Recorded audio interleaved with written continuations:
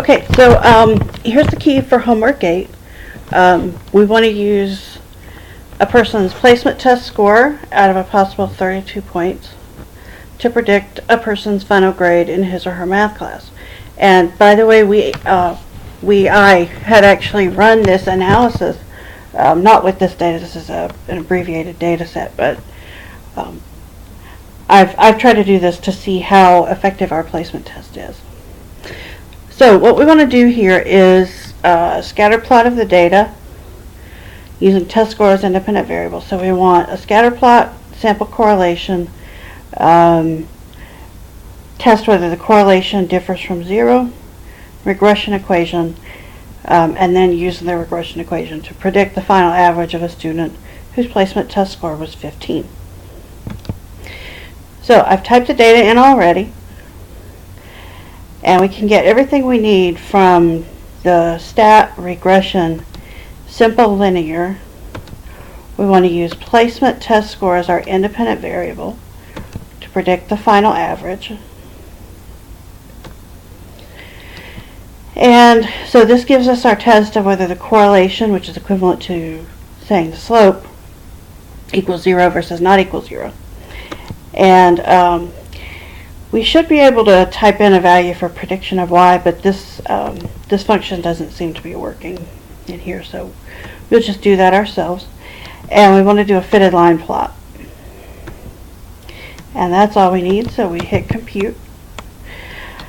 And part A said they want the scatter plot, so we'll go over here to scatter plot and do that first.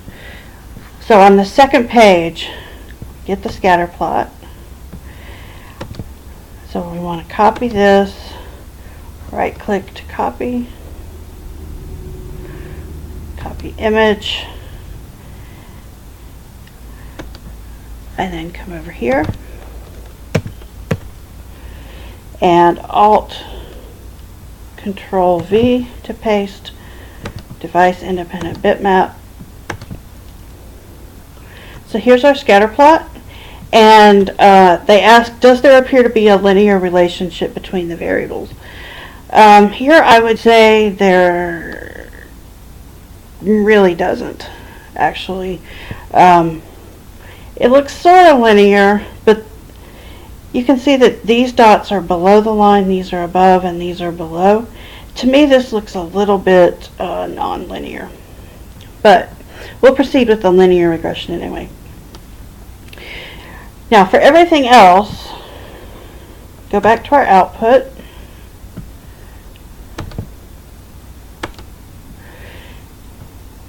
And we will copy all of this. Remember, we don't need the analysis of variance table.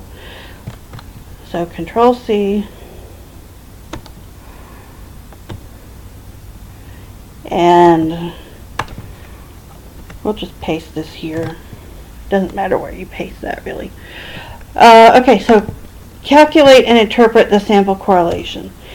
So R is 0.83997, which rounds to 0.84. And that's a fairly strong positive correlation. I wouldn't say that's super strong because it's not like 0.96 or something, but 0.84 is still pretty strong. Here, using alpha equals 0.05, test if there's a linear relationship. So here we want to test whether rho equals 0 versus rho differs from 0. We'll get the not equal to sign there. And we get a test statistic. Remember, we've got to go to the slope row. So that's 4.0955 plus, oh, not plus anything. And then the p-value equals 0.0046. State the regression equation. Well, if you want to, you can just copy it from up here.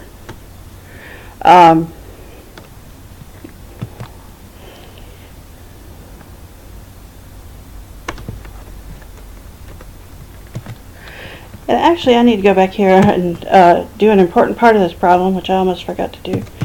Reject H naught if p-value is less than 0.05. This p-value is less than 0.05, therefore we reject H naught. There is sufficient evidence to conclude that the population correlation differs from 0. In other words, we can conclude that there is a linear relationship between these two variables. So this is the regression equation. So the final score equals this number 39.8996 plus 2.0964 times the person's placement test score. And I'll put parentheses there just to make sure you understand that that's multiplication. So use the regression equation to predict the final average of a student whose placement test score was 15. So I'll just copy this down again. Control V, but replace the placement test score with 15.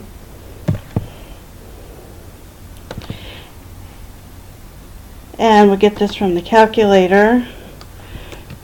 2.0964 times 15 plus 39.8996, and we get a prediction of 71.3456.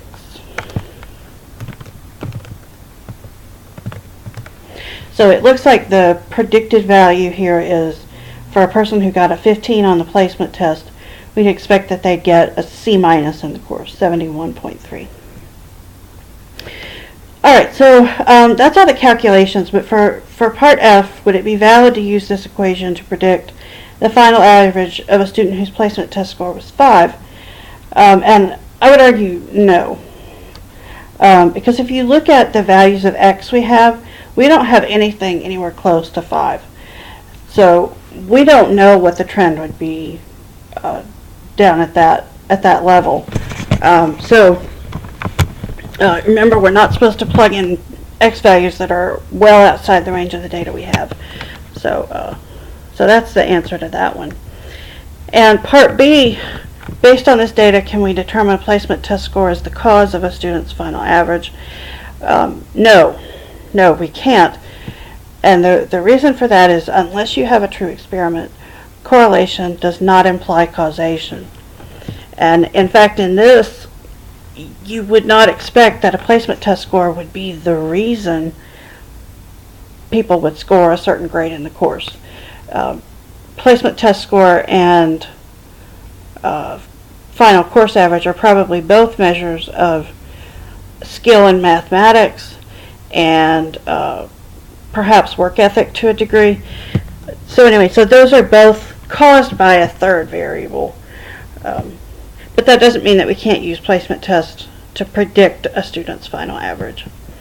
Although I'll tell you, from the analysis I did, it's not a very good predictor. Anyway, so that's the homework.